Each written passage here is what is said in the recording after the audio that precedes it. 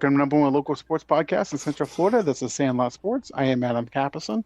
I'm here with Michael Pogel Here, present. and BJ Thomas. I hope you people are drinking. It's getting hot.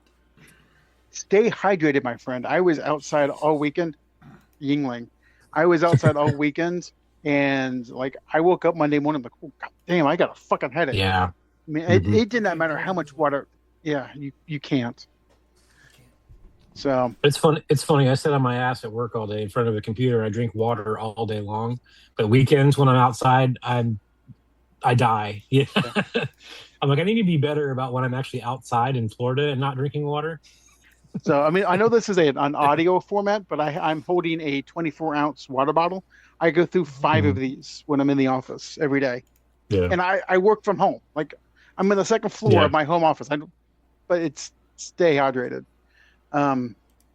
So normally we start with something that we don't really know about, the NBA. I mean, I follow probably more than both of these two knuckleheads combined. So, but we're going to move on to other things that people don't know anything about, like getting into the MMA ring against someone who's going to eat you alive. Yeah. This past weekend, there was dueling events from the MVP on Netflix event, and then the UFC had an event as well on Paramount. So Netflix versus Paramount. But the issue was not really an issue that I looked at some things. Netflix has 325 million subscribers to Paramount's I think it's 62 million subscribers. And Netflix has been promoting the shit out of that event for months. And we were talking about before we started recording that all the fights that happened on the Netflix card were over by the first round or so. It was for spectacle. There were mismatches. Francis Ngannou fought somebody that nobody's ever heard of and nuked him in the first round. And stuff like that. But so there was pretty much no real competition from the UFC against it because they knew going in they were going to get their asses handed to them viewer wise. And I get Netflix's strategy, I guess, of look, we got to promote this thing. We just want eyeballs on it. Yep. But is that really good for the sport just as a whole? Because if you want eyeballs on your sport, you want it to be engaging. You want drama. You want reasons for them to come back. And if every fight is over in the first round, with the main event being over in 17 seconds, then is it really good for viewership? Are people going to come back? I think yes and no. There's good arguments on both ends. So one is that if you watch the main event on Netflix, it started at 9:00, and I believe you got to see 5 fights total. And in those, I think the first one went to decision, and then there was, for the most part, first round. One was second round finish. But in today's world, with people with a lower attention span, that's what you want. You want to see, you've heard of Francis Ngannou, you've heard of Ronda Rousey, you've heard of one of the Diaz brothers, and you see these guys, you see them get in there. And if you watch a UFC fight, sometimes you're going to sit there for 15 minutes and not much happens. They're laying on the ground, they're grappling. You're not 100% sure what's going on. You're like, what are they doing? But when you have fights like this where they did it on purpose, where there were some obvious mismatches, people that were older that hadn't fought in a long time coming up and fighting again, that whole thing, it just eyeballs onto it. But that can be a good thing for the sport over a long period of time because you get more eyeballs on it. People want to see more of it. So you get newer fans to start watching it and getting into it. That happened with Conor McGregor as well. When Conor McGregor became famous, there was a lot of new eyeballs watching the sport. There's this crazy Irish guy that says funny shit and does all this crazy stuff, and you watch him fight. And it had a lot of new people on it. Not a big viewers got into it. That's when they did the deals with ESPN, and UFC started making billions of dollars. I mean, I guess I can see your point because I remember growing up, I wasn't really a boxing fan until Tyson became big. And most of Tyson's fights were over in the first or second round. Right. And you bought the fight for the spectacle. I remember that. I remember people friends of my dad and stuff were angry. They're like, I paid for this boxing fight and it ended up being 2 minutes long. And people were legitimately angry back then. My dad never bought another fight again after the Spinks fight. That's what a lot of people were saying about Ronda Rousey fights and stuff like that. When she fights, like if she fights, I'll watch the replays because it's going to be a minute long or something like that. But like I said, it's good both ways because it gets people watching the sport. It gets people like maybe now since it did so well, maybe we're going to get more stuff on Netflix. So we're going to have more opportunities to watch it, more things popping up. So it's good and bad. I've been watching it since, I was in high school. It was on 2:00 in the morning on TNT. And it's good to see how far it's coming. And it's good to see if it gets bigger and bigger because more people are watching it. Like, I do like watching the fights everybody calls boring. I like watching it. It's like chess. It's like watching a chess match where every little thing matters what they're doing versus the Netflix card where it's like, oh, that guy threw a punch and knocked him out. That's pretty cool, right? And everybody starts cheering. Like it's two sides of the coin. Yeah, and you can see that in other sports too, because you can see absolutely. You got Florida playing Florida A&M. Well, Florida's going to go and just stomp their ass, and be throwing 60-yard bombs, beautiful passes, great catches, beautiful game, but it's not competitive. And then you have a game, like the Super Bowl, Seattle versus New England, which was not high scoring at all. Was a chess match and a defensive struggle, and as a football fan, I enjoyed it because this is how football is meant to be played.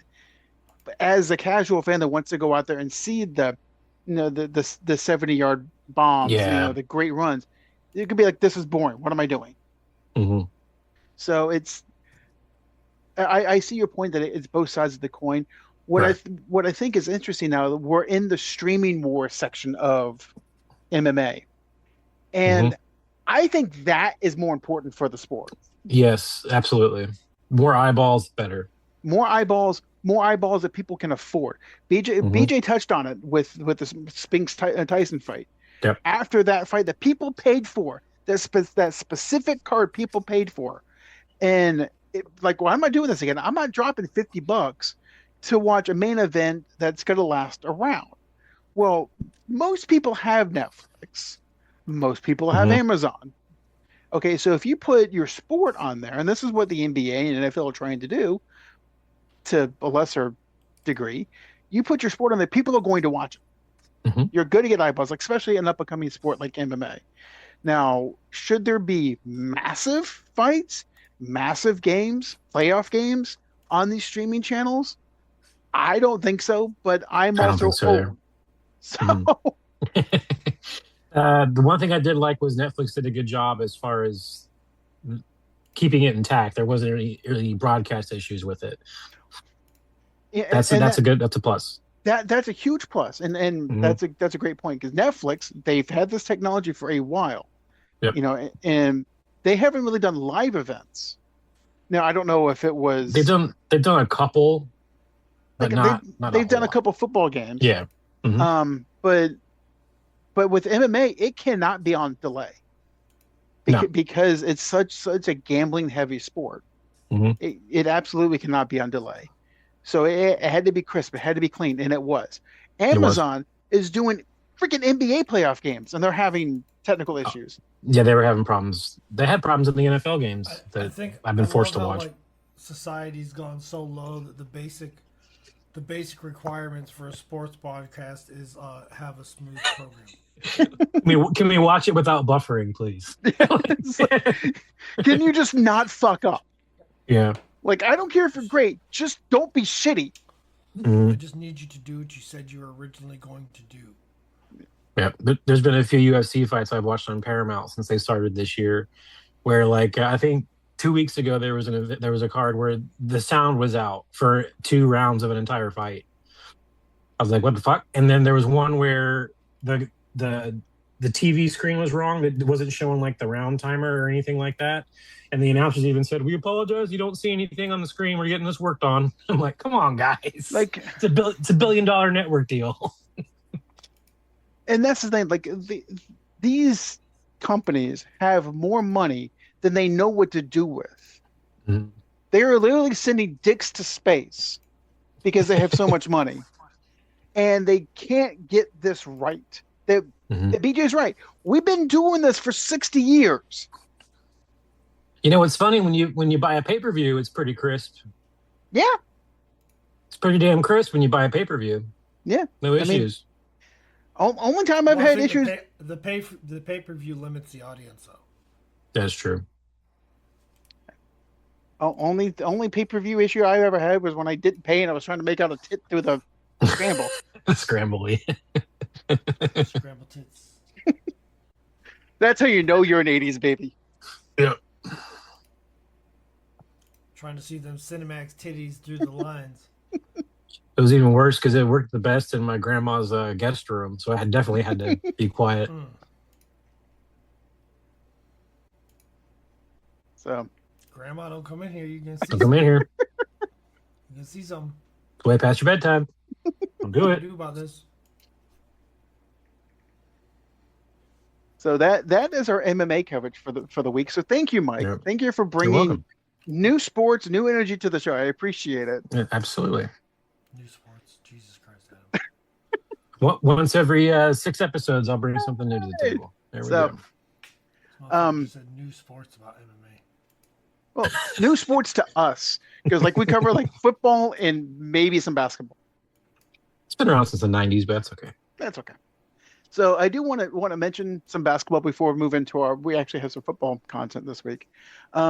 So again, I probably follow the NBA more than both of you combined, but yesterday, the Spurs beat the Thunder, which is awesome because the Thunder are a bunch of flopping fish. But Victor Wembanyama had 41 points and 24 rebounds in a playoff game. It's because he's a giant. He's a giant. Christ. Yeah. He's the youngest to ever do it. Younger than Shaq, younger than Wilt, younger than Russell. And it got me thinking, BJ, I'll put this question to you first. If Prime Shaq played Wembanyama as he is today, who do you think would get the better of him? Well, Wembanyama can shoot, so that's problem number one for Shaq. He doesn't have to deal with him in the post. But we're talking about playing in Shaq's time or current time? And are there referees? Yeah, exactly. Let's say they're 90. That was my point. They're 90 reps. They're both big, but Shaq's a different kind of big. Yeah, Shaq's going to force him to be more physical, and I don't know if he's strong enough to be that kind of physical without fouling. Yeah. Yeah, and people forget that Shaq went against Hakeem, David Robinson, and dominated them. Those guys are not Victor Wembanyama. True. This guy's a different monster. Mm-hmm. And like you said, Wemby can shoot. He's got an outside game. He's got a mid-range game. And dribble. Yeah. But Shaq will put the big ass into him and back him down.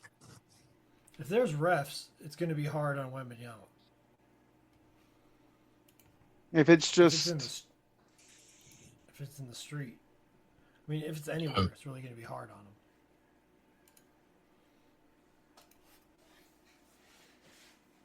Because Shaq's just going to move him right off his feet, put him right wherever he wants, dunk the ball. Yeah, and hit him on the wrist, foul. Yeah. And Prime Shaq was very agile. Prime Shaq had some moves. I mean, we all think, the 7'2", 350-pound Shaq. Prime Shaq, he would dance with Hakeem down on the block. He'd make Dave Robinson look stupid.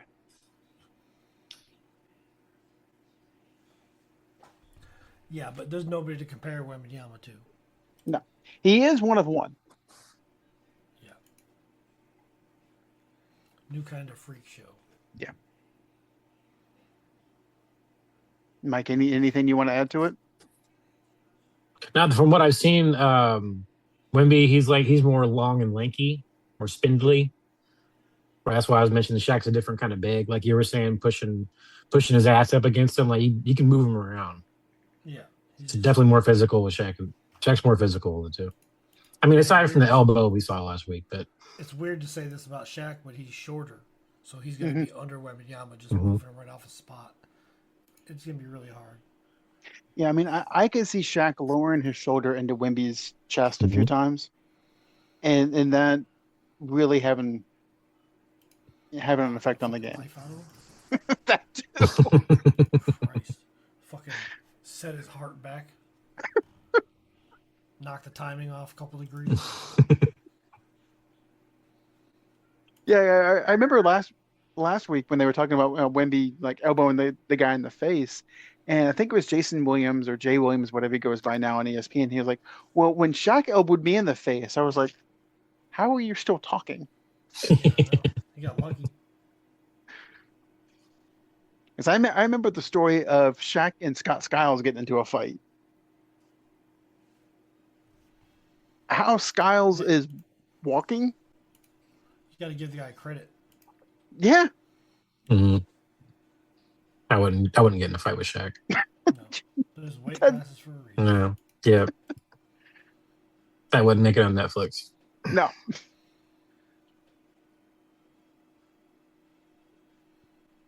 So, and I'm watching the game now.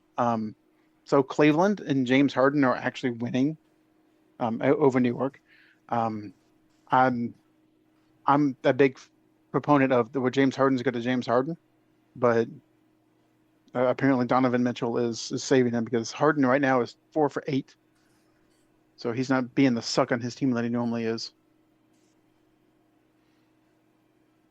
So, but we'll do more NBA as the finals are to approach, and as you guys kind of watch more of it. But I wanted to have a football segment this week because I'm dying to talk football because I need football in my life. So we were talking kind of on the offline last week about tight ends and whatnot, but I wanted to revisit something for this week about quarterbacks in the league. Okay. And specifically with Aaron Rodgers coming back now for his 25th season with the Steelers, something like that. I wanted to kind of get your guys' opinion on the top 15 quarterbacks, and then because we are Sandlot Sports, the bottom 5. Hell yeah! My favorite category. So I figured, and I'm not going to do the ESPN thing or the Fox News thing. Well, this guy's a top 10 quarterback. Well, that guy's a top 10 quarterback. No, we're actually going to rank them. And if there's 10 guys ahead of him, well, he's not a top 10 quarterback. So we'll just kind of do it this way. Okay. This might have to be a sliding list, so prepare yourself in case we forget somebody. Well, that's why I got the list. I got a list too. Years of drug use and 2/3 of this podcast. So I went through the depth chart as it stands now, and these are the quarterbacks that ESPN has listed as will be starting week 1 for the team. Now, obviously, there's a couple caveats here. I have Mendoza starting for the Raiders. Kirk Cousins is currently listed. That's probably not going to last. Mahomes, don't quite know if he's going to be ready week 1. I put him in there because when he's ready, he will play. Right. Okay. So I'll leave this up to you guys. Who is the best starting quarterback in the NFL as of week 1, assuming everyone's healthy? And now we're not talking about like personal skill level. How is this being? Who would you want to be your quarterback of all 32 starting quarterbacks? And we're assuming everybody's healthy. Everyone's healthy. Okay. Joe Burrow. You have to go back. You have to go back like 6 years ago for a healthy Joe Burrow. Hey, we just said that we're considering everybody. That's healthy. true. Yep. That's true. You're right. You are correct. And Burrow has those wide receivers. That helps. Yeah. Yeah, that's another thing. He has the definite weapons to do it. Okay. Second best quarterback in the league. I'm still scrolling. Let me see. Mike, I've got the list up. But can you not see it? Yeah, I'm seeing it. I'm looking. I'm Okay. trying to.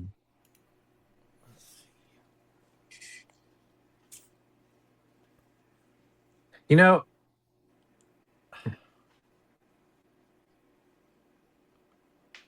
it gets hard real quick. It does. I'm gonna have to do it a lot with so little. I would probably yeah. I was thinking Mahomes or Lamar Jackson. Yeah. Even though Lamar hasn't done much lately, but still he's there. Okay. So I would say Pat too. Pat too? On my list. Mike, you okay with that, or you going? Yeah, I'm okay with that. I'll do Lamar Jackson 3. Okay. And then if Lamar Jackson's 3, Josh Allen's probably 4. Probably, yeah. Hey, Okay. I'm putting Dak here. I don't give a fuck what y'all say. I was looking at Dak, so we can do Dak next. Put Dak at 5. Okay. So I just want to make sure that we are saying this. We are saying, as Sandlot Sports, Dak Prescott is a top 5 quarterback in the NFL right now. He can be. When he's on, he's on. He really is. We're considering everything healthy. I just want to make sure that that's what we're saying. Number 6. Caleb Williams. BJ, any issue with that? No, not really. We're about to thin this list out real quick, though. Number 7. I would probably do Bo Nix. Either Bo Nix or Drake May. I'd put Matt Stafford here. Yes, Stafford's better than both Nix and May. May is extremely overrated. That's true. I would Stafford. argue, looking at it now, I would argue that Stafford's better than Caleb Williams. He's got the range. Yeah. Let's go with Matt Stafford. The rings or the ring? Ring. Well, he's got infinitely more than Caleb does. He didn't win it with Detroit. More than Caleb does. He didn't win it with Detroit. Adam's holding on to anything he can get. As soon as Stafford was traded to the Rams, he's like, thank fucking God. I'm going to get to root for a winning team. And then the Lions got good and decided to let him down with 12 wins instead of 4 losses. Yeah. Well, that's the thing with Southern Michigan teams is they find new and creative ways to break your heart. You know, whether it's the Tigers blowing a 10-game lead in the last month of the season, the Pistons forgetting how to shoot the basketball at all, Michigan just forgetting how to receive a snap on a punt, or the Lions just being the Lions. So it goes with the territory. The Lions will always be the Lions. Okay. Let me see.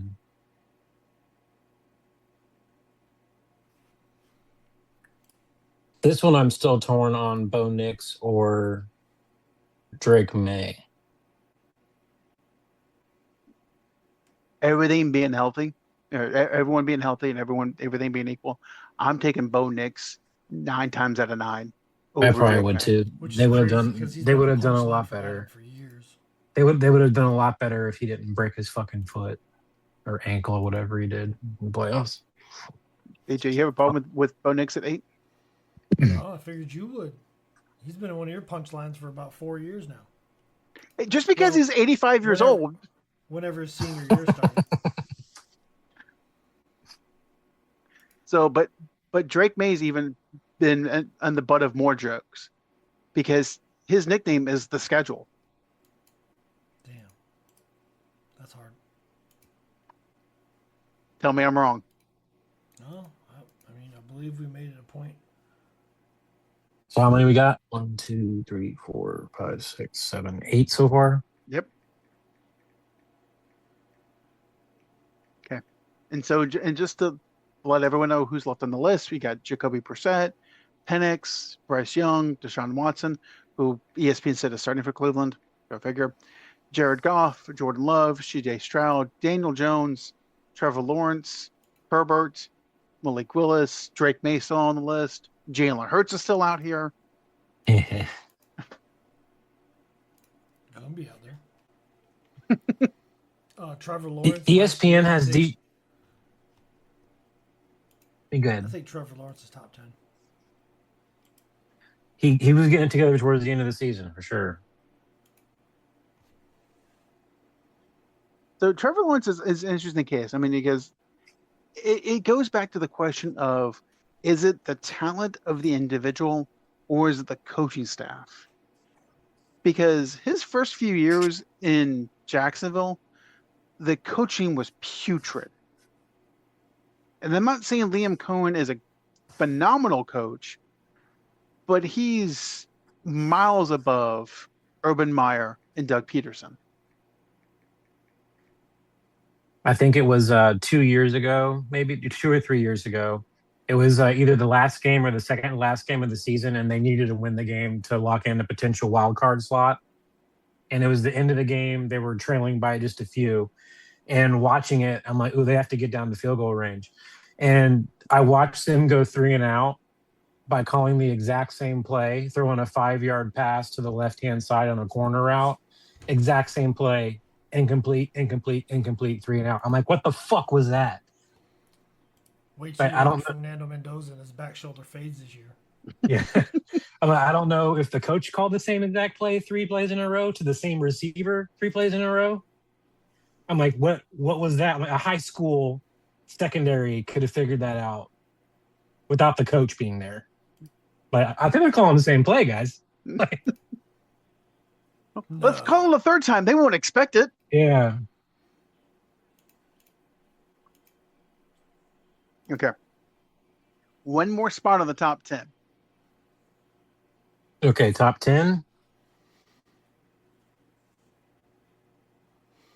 And there's one more spot left. It's number 10. Last year's Super Bowl winner and Brock Purdy still sitting up there. Well, the Niners aren't because of Brock Purdy. I mean, neither are the Eagles. Yeah. Well, nobody said Jalen Hurts. That wasn't even a thought. No. Jared Goff, Sam Darnold, or Brock Purdy. I think those are the only choices. So just to be clear, you're completely eliminating Herbert from this conversation. Tell me who I'm taking out of the 3 I just named. I don't disagree. I just want to make sure that. So it was. Tell me where I'm going. It was Goff. What were the 3? It was Goff. The 3 I gave you were Purdy, Darnold, and Goff. Yeah. I'd probably pick Goff out of those 3. That's some NFC North shit. Dude, I was even gonna. Not even that. Just Brock Purdy's always he's okay. He fits in the system, and the same can be said about Sam Darnold. The same can be said about Goff. Yeah. You put Goff in the wrong system like he had in LA. He is a god awful quarterback. Sure. You put him in a system that fits where he was in his style, which is what they had when they before Ben Johnson left. He was great. But if you don't have the right system around Goff, he's terrible. So you could definitely say the same thing about Brock Purdy. Any quarterback. If you don't have the right system around any quarterback. Yeah. The difference is Sam Darnold won a fucking Super Bowl last year. Yeah. I don't know why I just started laughing where the thought of these quarterbacks, they got to be healthy, do them healthy. We've never seen Michael Penix Jr. healthy in his entire football career. Even in college. Even in college.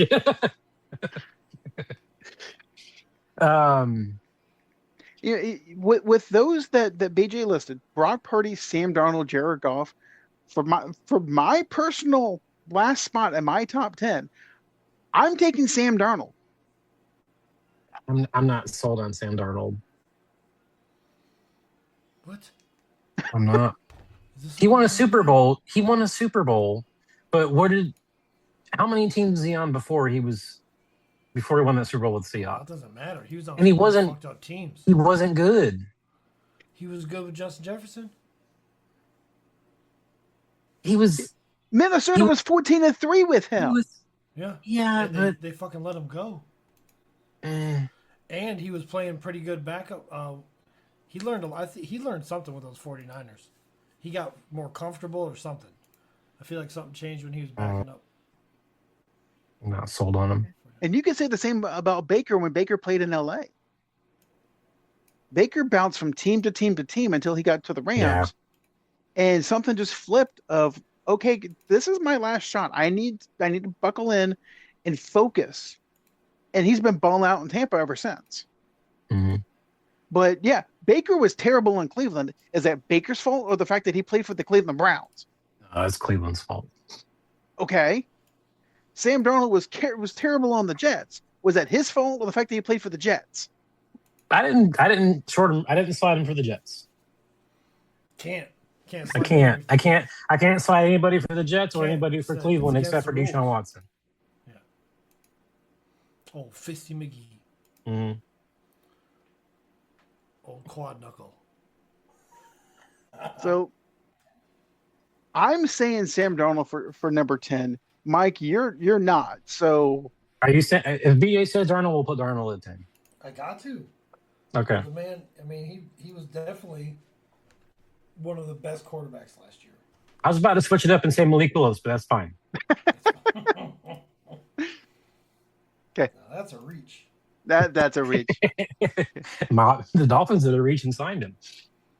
Well, they reached for something. Hey, if I've learned anything from the past 5 years, is that rich people can be stupid. Yeah. That's why I'm excited. I got tickets to see the Bears play Miami in Miami. I'm like, we get to watch them play Miami. Hey, people with money are stupid. Good thing it's not. I'm watching them play the Bills or something. Okay. So number 11 best quarterback in the NFL. Justin Herbert. Mike? I won't argue on that. Now, what's interesting was Herbert wasn't in the conversation that we just had, but he's above the other two that we left out. That's true. I'm still not that sold on Brock Purdy. Like I said, he's good, but he's a good system quarterback. Number 12.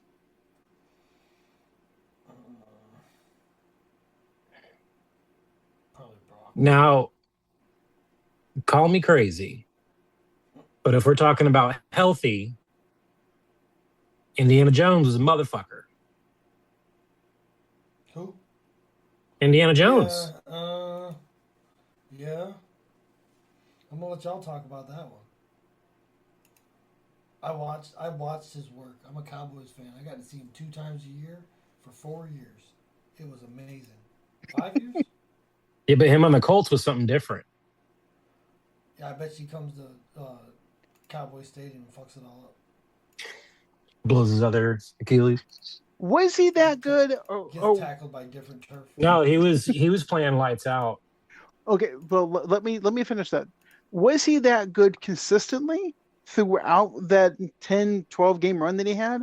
Or did he have a really good first 4 or 5 games against bad teams and people then went, okay, let me back off a bit, and Jonathan Taylor ran wild, which allowed Daniel Jones to be better? Jonathan Taylor had the first, I want to say 5 or 6 weeks really great, and then he started to taper off a little bit. He had a couple more games that picked up, because I had him in fantasy, and had a couple more games that picked up, but then he started tapering off as the season went on. But yes, it does help to have that with you, but Daniel Jones was still good. But looking at everybody else, he wasn't. I'm excited I got him off the waiver wire. Good. Off the waiver wire, yeah, I'd be excited if I got him off the waiver wire during that time. You must have had quarterback problems or something last year. I did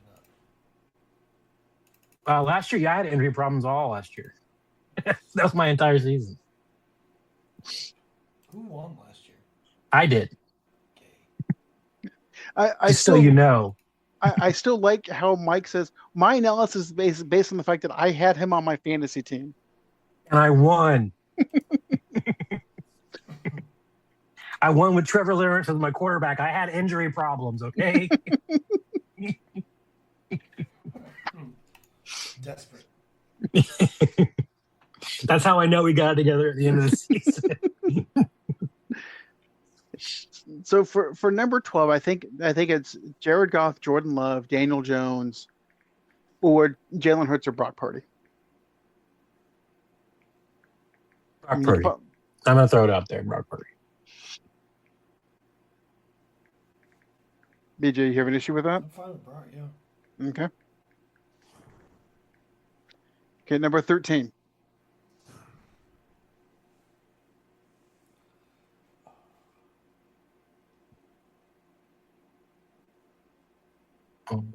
Probably Drake May. Over Baker? Yeah.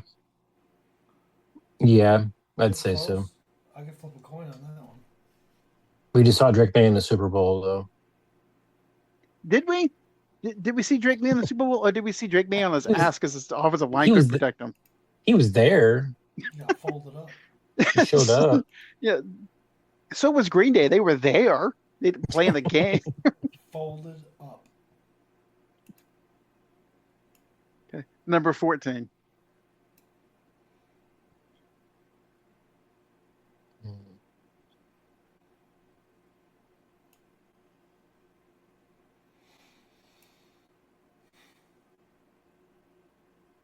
Probably got to be Daniel Jones or Jordan Love or Jared Goff.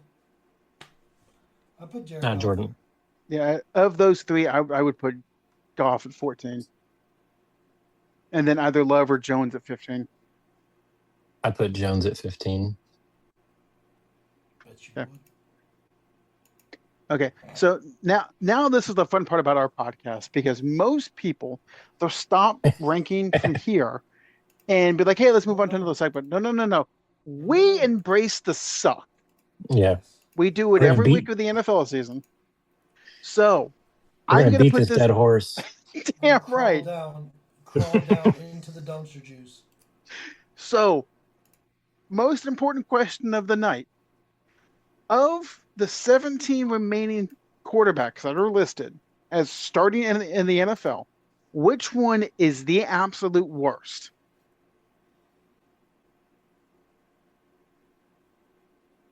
I'm going to throw a suggestion out there. Deshaun Watson. Booty Juice Watson. Not only personally, but he wasn't that good last time he played. Okay. Hasn't he been healthy for a while? I think he alternated blowing out his ACLs. Oh, Somehow. the old Michael Penix Jr. Somehow. O-ring. Yeah. Blown out. He had to have help with somebody to blow his O-ring out, though. What? That quad knuckle. Yep. Bisty McGee. So now are we doing the second worst quarterback? Yeah. After that? Yep. Yes. We have four more spots to fill. I would like to nominate Malik Willis, because what has he done? I was thinking that or Penix Jr., but I'll support Malik Willis. Only because we haven't seen you do anything yet. Yep. Okay. For those of you who are too young to remember, Matt Flynn played for Green Bay. He says that way too much. BJ, because we're old. But Matt Flynn played for Green Bay, backed up. I want to say it was Aaron Rodgers. Backed him up. And then one game, they sat Rodgers because the Packers had already clinched the playoffs, had already clinched their seed. And, of course, they played the Lions. Matt Flynn throws for 6 touchdowns and like 450 yards. Al Bundy shit. Got a massive contract from Seattle. I think it was like 5 years for $100 million. It was just something massive. and never started for them because they also drafted Russell Wilson that same year. He pulled a Kirk Cousins. Good for him. Good for him. Well, no, he pulled like a tenth of a Kirk Cousins. Yeah, Kirk Cousins' whole career is massive contracts. Yeah, he got one contract out of it.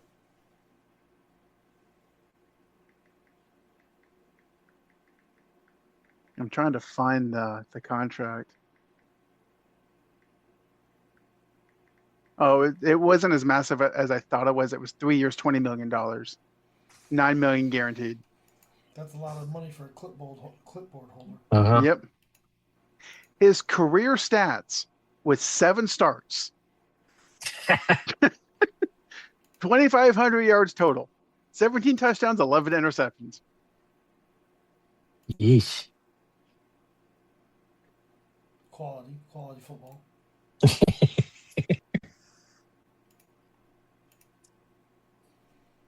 All right, where are we at in the rankings? Okay, so we've got three more shit quarterbacks left. Oh, we've only picked 2 of the shit ones.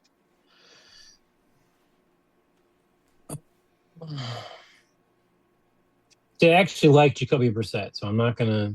Me either, but I will throw Mighty Mouse in here. Yeah. Kyler Murray. You think he's worse than Tyler Struck or whatever it is for the Saints? Yep, I do. Okay. What do you mean, Bryce Young or Kyler Murray? Kyler Murray. Oh, my bad. Oh. I got the wrong midget. I'm sorry. Oh shit. He said midget. He said the M word. He said midget out loud. Quickly. Didn't even think about it. That's that We call them the littles. That'll get us demonetized. I'm sorry, guys. My bad. Kenny Craig's not going to give us any money this week. Watch out, I'm gonna step on your feet. I don't want to step on your feet. Scoot. Okay. I'm going to take Mendoza out of this conversation just because we haven't seen him play in the NFL. Yeah. That's not a Back shoulder fair. Billy. I mean, my guess is he's probably going to suck, but I don't think it's fair to him to have him in this conversation just because we haven't seen him play.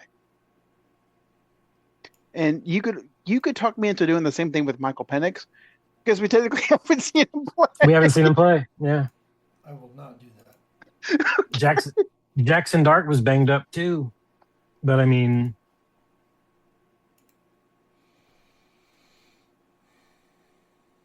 well, who would you rather have? Jackson Dart or Cam Ward? Jackson Dart. probably Jackson Dart. Okay. Which leads me to this question. Is Cam Ward the answer for the fourth? What's up? Has Miami had a No. Super Bowl? Who? Miami. I don't think they've had a quarterback. With University of Miami? Yeah. I don't know. I don't think so. If they do, it was before me.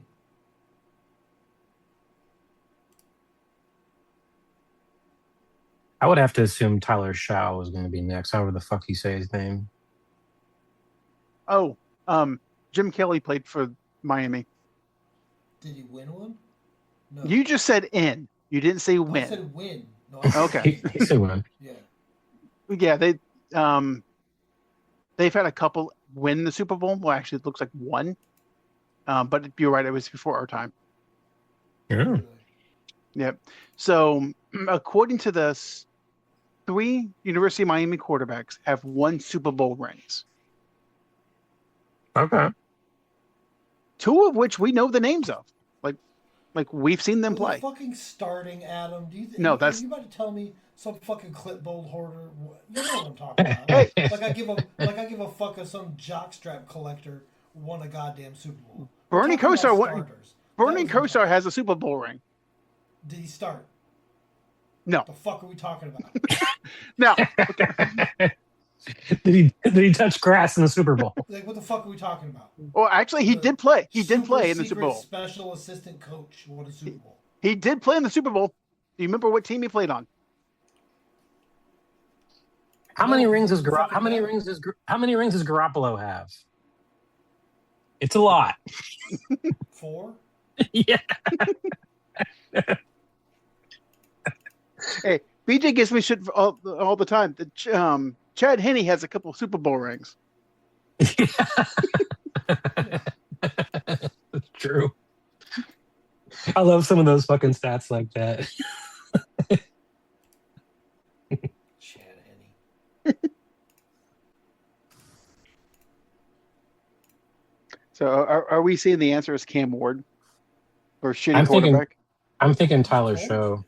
Yeah, I mean, he's on that list for sure. Tyler Shuck or Cam Ward? I mean, both suck. No, not Tyler Shuck. I think Tyler Shuck did what he did on a shit team last year, and they traded away his best receiver mid-season. Mm. So I wouldn't even put that kid on that list. Yeah. So he might be a fantasy sleeper this year. You can have it here first. My issue with him is who does he have to throw to? Still put up numbers. Still contributed. Well, let's look up his numbers after the Shaheed trade. Okay. Do you remember when Shaheed was traded? No, I think it was trade deadline. Okay, so November. Okay. Right? November sounds right. I'm just going to start November 2nd just because I don't have the dates in front of me. But November 2nd, here's his passing yards. Okay. 176, 282, 243, 239, 144, and a win. 272, 308, 333, 259. He got better when the receiver, when Shaheed left. You say 144 with a win? Yeah. So basically, they didn't need the throw. No. They're playing the Jets? That's a rookie on a shit team. They beat Tampa. Oh. Yeah. Okay. That's a rookie on a shit team. Pretty solid, if you ask me. No, he only had 10 touchdowns. Rookie on a shit team, and they traded his best weapon mid-season. I mean, just for shits. Okay, here's his receiving core. Okay, Rashid Shaheed was traded away after 9 games. So you got Chris Olave, Jawan Johnson, Devon Vale, and Alvin Kamara, and Brandon Cooks, who seems to be on every team. Alvin Kamara didn't do a fucking thing last year. How do you know? I had him.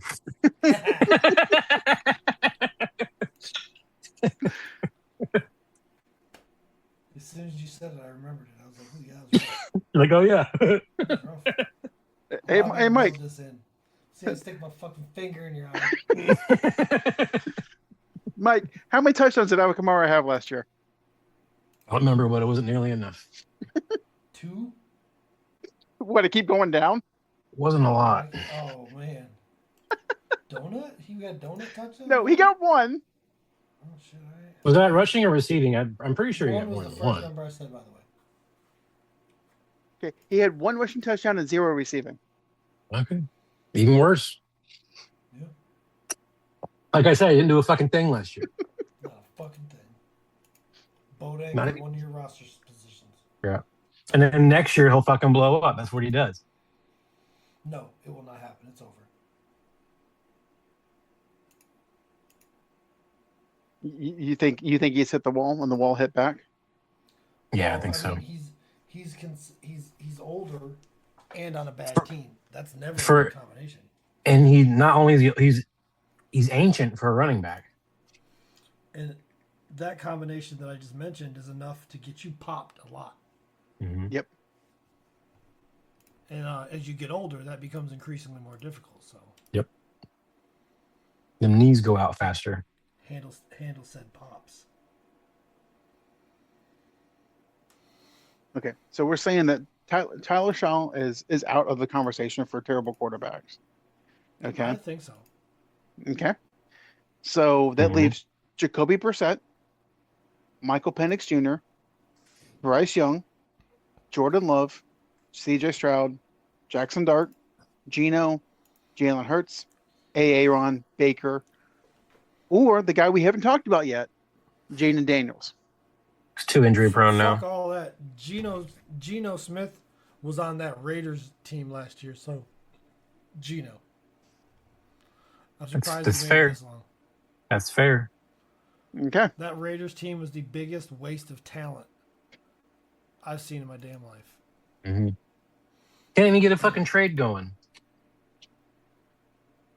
Can't even trade Matt Crosby.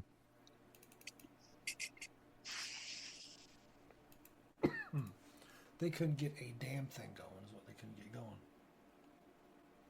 Yeah. And I don't see this year being any different. I really don't. No. You mean not with Fernando Mendoza? It's not going to right the ship? Hey, you can't pray the suck away. Tebow tried that. Into non-existence, though. They could at least get him a helmet that fits. You see the photo of him in his uniform today? The helmet's like up and over. It's like, give him a fucking helmet that fits. Jesus Christ. Yeah, they're just gonna back shoulder fade into obscurity. Mm-hmm. Mm-hmm.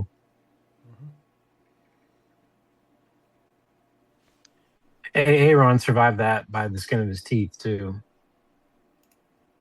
So I thought it was funny. They were like, we were surprised that he signed his contract. It was like, I'm not. You gonna give him $23 million? Just throw money at him. They got nothing. They have no other options. No. It's so funny. I joke with the friends that are Steelers fans, and they're like, I would rather just suck. I would rather just be terrible than have Aaron back, because he's gonna probably win you 2 or 3 games that we shouldn't win. And it's going to fuck up our draft pick. This is true. This is science. I will say I did like them doing the tush push and him just standing in the back with his hands on his hips. It's like, nope, too old for that shit. I ain't doing that. Although I did think it was funny that they were talking about not just the roster, but their head coach. And they said that Mike McCarthy is the Doc Rivers of the NFL. I'm surprised he re-signed with Mike McCarthy, honestly. Well, at this point, he's just probably happy to have somebody that he's familiar with. Yeah, and $23 million doesn't hurt either. Yeah, that's not going to hurt matters. Well, he can just be super comfortable with somebody he's familiar with and not have to worry about too much conflict. Even though I'm pretty sure Aaron Rodgers is the reason McCarthy got fired. Probably. What was the line? I'd rather cry in a Maserati or something like that. I'd rather cry in a Cadillac or something. Forgot what movie that was from. I don't know, but I'm sure by week 2 his Achilles might be hurt and he might need to be out for a couple games. Mm-hmm. I don't want to get hit no more. Okay. He's gonna get hit and he's gonna crack his back and all them damn psychedelics are gonna come back. That motherfucker's gonna be tripping out on the football field. Watch. I can just imagine it. Like everything hits loose in his head and he thinks he's playing basketball and tries a jump shot for a pass. Throwing koala bears down the field and shit. Yeah. This football's so squishy. Chlamydia riddled fucking koala bears. Yeah, and then that fucking asshole will still throw a 60-yard touchdown. Hail Mary. Oh, he's definitely an asshole. Mm-hmm. Yes. So look at that, guys. We had football content in May. We tried our hardest. You're welcome. We did. We tried our damnedest. Yep. So, anything else we want to talk about before we break for the night? No, I need a shower.